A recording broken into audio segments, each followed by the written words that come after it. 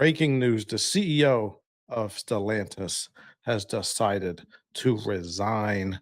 This is according to an article from carscoops.com. Let's look at this article and then we're going to react to it.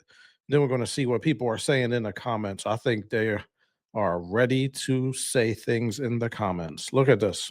Carlos Tavares is out as the Stellantis CEO following disagreements with the company's board of directors. The executive was slated to retire in 2026, but resigned with immediate effect. So he is gone immediately, if not sooner.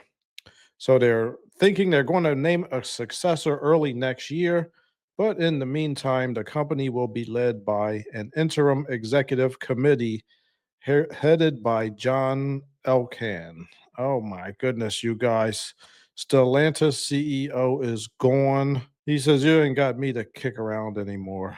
Look at this. He released a short statement saying that the company's board of directors accepted the resignation and they've already started the search for a new CEO. I remember when you guys remember when he said he was going to be resigning soon, like within the next year. And I was thinking to myself, why is he waiting a whole year? Like, if the company's doing so bad and everybody's blaming him, why even keep working another day? But I'm thinking maybe it had something to do with his severance package.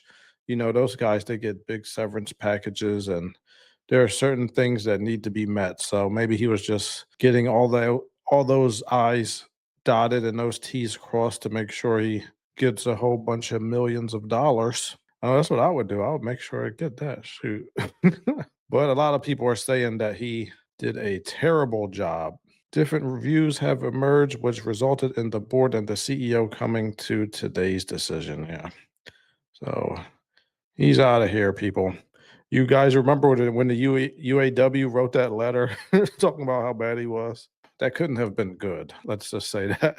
So he had a series of missteps that included bloated price tags. Yeah, that's what everybody in the comments is always saying about these vehicles. They cost too much. They're 80,000, 90,000, $100,000. These are Dodges, people. I mean, this is like a working man's type vehicle, you know?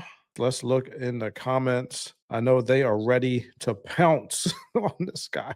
Did we expect this fast? Nope. Anywho, and have clapping. Is that Mariah Carey? Mariah Carey's clapping. The captain leaving first from a sinking ship, basically. Well, bye. He's like, "Yeah, get out." Nobody liked that guy.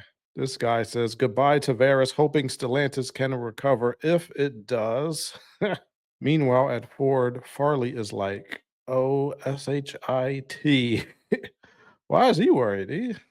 I don't think they were doing as bad as Stellantis. I mean, they got a million recalls, but they're not doing that bad. If they could just get the recalls under control, they could be fine and dandy. Well, so much for that 10-year plan. My prediction is Stellantis will be broken up, and this is pretty much the death knell for Chrysler. This guy says, "Yeah, I wouldn't be surprised if Chrysler is sold again, but who would want it?" If I was a competing manufacturer, I would be interested in the brand, but not the business. Could this be an entry for Geely or BYD? Oh no, I hope not. They better not sell any of this to BYD. That would be treacherous. This guy says, "This is the best news ever. An early Christmas miracle." Bye bye, clueless Carlos. Good effing riddance. Better now than to wait another entire year when his contract ends. So we'll be seeing some real changes earlier than later. More focus slash fix on American brands. Yeah. I don't know if it's a miracle, but it seemed like he was on his way out anyway. This guy says guy was useless and did a ton of damage. Yeah. The board hires him to implement their strategy. It fails, then they fire him. What exactly will change? At this point, they might as well buy Nissan. They're going to buy Nissan? Nissan, I don't know. I think Honda's about to take over Nissan.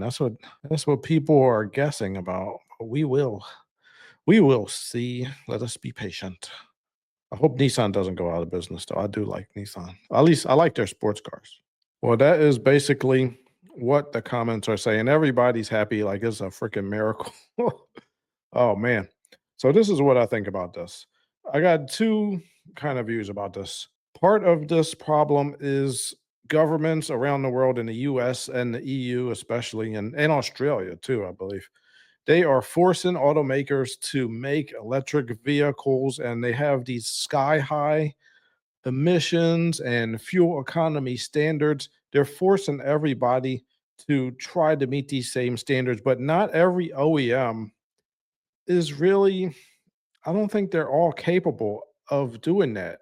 For example, Dodges, they were really they were really good at making fast, big displacement engines. They got the Hemi, they got the Hellcat. That was really the bread and butter of Dodge. And then you go, they got Jeep was a very valuable brand as well. I mean, they they didn't really have a lot of good, even small ICE vehicles. And now you want them to just pivot and make electric vehicles too. And also, their customers are used to a certain thing. So when they just change that out of nowhere and they say, look, we're going to make electric vehicles, like their particular customers, at least in the US, Dodge, Chrysler, Jeep, I mean, they got kind of turned off from that. Like they really resented that. I think also, now here's where I think the CEO made some mistakes now. It's not really their fault that they have all these sky high emission problems, but emissions and EV mandates. But this is where I think they messed up. They didn't have the vision to give the US customers what they wanted. I think Dodge would have been fine if instead of making the Challenger and Charger into EVs, that they just brought back the Neon and made that an EV. Like that's a small car. I don't think it would have been that hard to make something that people would have liked. I mean, it would have been difficult to get the price down and you would have lost money initially, but I could see some people buying some electric neons or maybe even like an electric PT Cruiser. Maybe they could have brought that back. But when they made the Challenger and Chargers into EVs, man, people just hate that idea, man. Those cars have always been big V8s, rear wheel drive, going straight in a straight line or going doing donuts and street takeovers. That is what those cars were about. They you should have never tried to make that an EV. Like I see you need to make some of them, but not that car. I mean, that car is really special. That is a special vehicle, and they should have found a way to keep those Hemis going. Now, I hear some rumors that there is a Hemi in development. I mean, it's just a rumor right now, but maybe the Hemi will come back.